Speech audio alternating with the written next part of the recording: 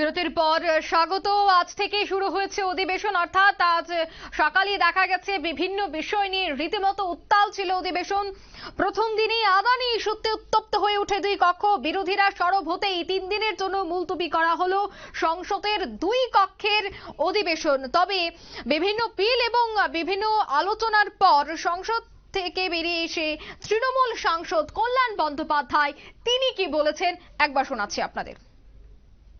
বিরোধী দলের মেম্বাররা রয়েছে, আমরা সবাই মিলে মাননীয় স্পিকার মহাশয়ের সঙ্গে দেখা করেছি। দেখা করে বলেছি যে যেভাবে তাড়াহুড়ো করা হচ্ছে, জেপিসি প্রসিডিং যেভাবে বুলডোজ করে দেওয়া হচ্ছে, এটা ঠিক পদ্ধতি নয়।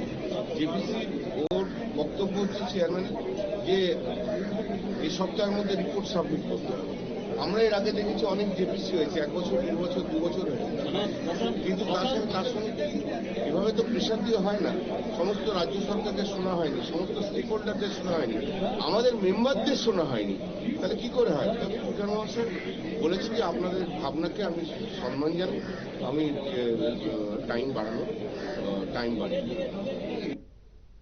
আপনারা শুনলেন কল্যাণ বন্দ্যোপাধ্যায়ের বক্তব্য। সংসদে শীতকালীন অধিবেশনের শুরুতেই মুলতবি হয়ে গেল অধিবেশন। সোমবার অধিবেশন শুরুতেই আদানি ইস্যু নিয়ে আলোচনা চেয়ে হইচই বাঁধান বিরোধীরা। তবে বিস্তারিত জানবো, টেলিফোন লাইনে যুক্ত হয়ে গেছে এক্সিকিউটিভ এডিটর নীল বণিক। নীল, এই মুহূর্তে কি জানতে পারছো? সংসদের যে শীতকালীন অধিবেশন, সেই শীতকালীন অধিবেশন কিন্তু শুরুতেই কিন্তু মুলতবি হয়ে গেল। অর্থাৎ যেটা আশঙ্কা করেছিলাম যে সংসদের শীতকালীন অধিবেশন শেষ পর্যন্ত হবে কিনা, ঠিক সেই আশঙ্কাটাই অনেকটা যেন সত্যি হলো। সংসদের যেটা ঘুষকাণ্ডে, প্রথমেই কিন্তু ঘুষকাণ্ডে আলোচনা চেয়ে মোদী সরকারের উপর কিন্তু চাপ বাড়ায় বিরোধীরা। আমরা তৃণমূল কংগ্রেস সাংসদ কল্যাণ বন্দ্যোপাধ্যায়, বর্ষিয়ায় আইনজীবী, তার মন্তব্য শুনছিলাম। সংসদের শীতকালীন অধিবেশনের শুরুতেই মুলতবি হয়ে গেল রাজ্যসভা। সোমবার অধিবেশন শুরু হতেই আদানি ইস্যুতে আলোচনা চেয়ে হইচই বাঁধান বিরোধীরা। তার জেরে প্রথম 1 ঘন্টার জন্য রাজ্যসভার অধিবেশন আজকে মুলতবি করা হয়। পরে জানা যায় আগামী 27 নভেম্বর পর্যন্ত মুলতবি থাকবে সংসদের উচ্চকক্ষের অধিবেশন। অন্যদিকে দুদিনের জন্য মুলতবি হয়ে গেল লোকসভার অধিবেশন। সোমবার শীতকালীন অধিবেশন শুরুর আগে সংসদ চত্বরে দাঁড়িয়ে দেশবাসীর উদ্দেশ্যে ভাষণ দিয়েছিলেন প্রধানমন্ত্রী নরেন্দ্র মোদী। সেখানেই বলেন, মুষ্টিমেয় কিছু লোক গুন্ডামি করে সংসদকে নিয়ন্ত্রণ করার চেষ্টা করছে। সংসদের কার্যকলাপ বন্ধ করে তাদের লাভ কিছুই হয় না। যেটা হয় সেটা হচ্ছে সংসদের কাজকর্ম বন্ধ হয়। বিরোধীদের প্রথম থেকেই নিশানা করেছিলেন, কিন্তু মোদী সরকারের এই ভাষণের পরেও আদানি ইস্যুতে আলোচনা চেয়ে সংসদে সুর চড়ান বিরোধী দলের সাংসদরা, স্লোগান দিতে থাকেন তারা। তারপরেই সারাদিনের জন্য মুলতবি করে দেওয়া হয় সংসদের দুই কক্ষের অধিবেশন। আগামীকাল সংবিধান দিবস উপলক্ষে বিশেষ যৌথ অধিবেশন বসবে সংসদের দুই কক্ষে, ফলে আলাদা করে দুই কক্ষে অধিবেশন হবে না। আগামী বুধবার পর্যন্ত সকাল 11টার সময় ফের অধিবেশন শুরু হবে লোকসভা এবং রাজ্যসভা।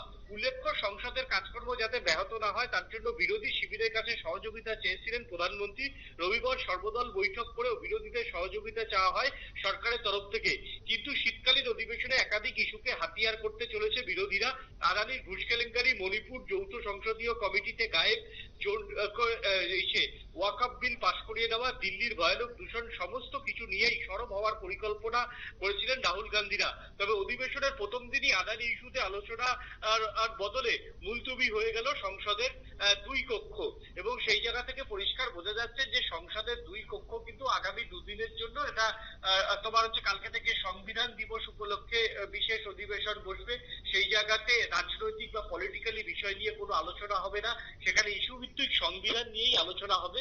তাই আরো একটা দিন, আজকে গোটা দিন রাজ্যসভা এবং লোকসভা এই দুই কক্ষেরই কিন্তু সংসদ মুলতবি হয়ে যাওয়ার ফলে কিন্তু সংসদে প্রথম দিন কোনো বিল নিয়ে আলোচনা হলো না, কোনো গুরুত্বপূর্ণ বিষয় নিয়েও আলোচনা হলো না। আগামীকাল যেহেতু চিরাচরিত প্রথার বাইরে গিয়ে একটা ভারতের সংসদীয় যে গরিমা সেটা নিয়ে আলোচনা হবে, সেখানে হয়তো কোনো বিতর্কের অবকাশ থাকবে না। ফের আবার দুদিন বাদে সংসদে এখন বিরোধীরা কিভাবে কামব্যাক করে, বিরোধীরা কি আলোচনার জন্য, সংসদে ডিবেটের জন্য ধৈর্য ধরে, না প্রথম থেকেই হই হট্টগোল করে সংসদকে উত্তাল করে দেয়, এখন সেটাই বিষয়। তবে বিরোধীরা এখন সংসদের ভিতর আলোচনা চেয়ে অন্তত তারা যদি একটু ধৈর্য ধরে তারা যদি ডিবেটে আসে, তাহলে কিন্তু বরঞ্চ মোদী সরকার কার্যত বেশ কিছু প্রশ্নের মুখে পড়বে। যে আদানি ইস্যু, যে ইস্যুগুলি তারা তুলেছে সেই ইস্যুগুলোতে সরকার পক্ষকে জবাব দিতে হবে। যদি এইভাবে অধিবেশনই মুলতবি হয়ে যায় সারা দিনের জন্য, তাহলে তো সরকার পক্ষ কোনো জবাবই দিতে পারবে না, এবং সরকার পক্ষের জবাব সাধারণ মানুষ সেই ক্ষেত্রে সংসদের ভিতরে জানতেও পারবে না। কারণ সংসদের বাইরে কেন্দ্রীয় মন্ত্রীরা বা বাইরে প্রধানমন্ত্রীরা বলা কিন্তু সেটা সরকারি বিষয় নয়। সরকারি বিষয় হচ্ছে অবশ্যই সংসদের ভিতরে বলা। তাই সংসদের ভিতরে যেটা বলবে সেটা কিন্তু রেকর্ড থাকবে। তাই এই ক্ষেত্রে বিরোধীদের একটু ধৈর্য ধরে অন্তত সরকার পক্ষকে আলোচনার টেবিলে নিয়ে আসা, সরকার পক্ষকে আলোচনায় বাধ্য করা এবং ডিবেট করা, যদি তাহলেই কিন্তু মোদী সরকারের অনেক বিষয় কিন্তু সাধারণ মানুষ জানতে পারবে। না হলে এইভাবে যদি দিনের পর দিন সংসদ অচল হয়ে যায়, তাহলে কিন্তু সরকার পক্ষের এই যে আদানি ইস্যুতে তাদের কি স্ট্যান্ড সেটা কিন্তু মানুষ জানতে পারবে না। তাই রাজনৈতিক মহল মনে করছে যে সরকার পক্ষকে আলোচনায় আনতে বাধ্য করতে হবে, এমন ভাবে তাদের প্রশ্ন করতে হবে, এমন ভাবে তাদেরকে প্যাচে ফেলতে হবে, যাতে প্রধানমন্ত্রী সহ যে দপ্তরের মন্ত্রীরা তারা তাদের যে মতামত এই বিষয়গুলিতে, সেই বিষয়গুলিতে সংসদের ভিতর মতামত জানাতে বাধ্য হয়। একদমই, ধন্যবাদ নীল।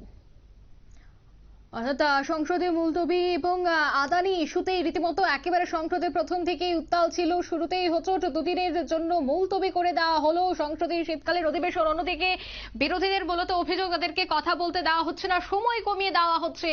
একাধিক ইস্যুতে কিন্তু সরব হয়েছে বিরোধীরা। কারণ আমরা দেখেছিলাম একদিকে এই অধিবেশন শুরু হওয়ার আগে প্রধানমন্ত্রীর ভাষণ, অন্যদিকে সেই ভাষণে বিরোধীদের কটাক্ষ, অন্যদিকে বিরোধীদের একেবারে অধিবেশনের আগে বৈঠক। রীতিমতো উত্তাল হয়েছে এবার অধিবেশন এবং মুলতবি।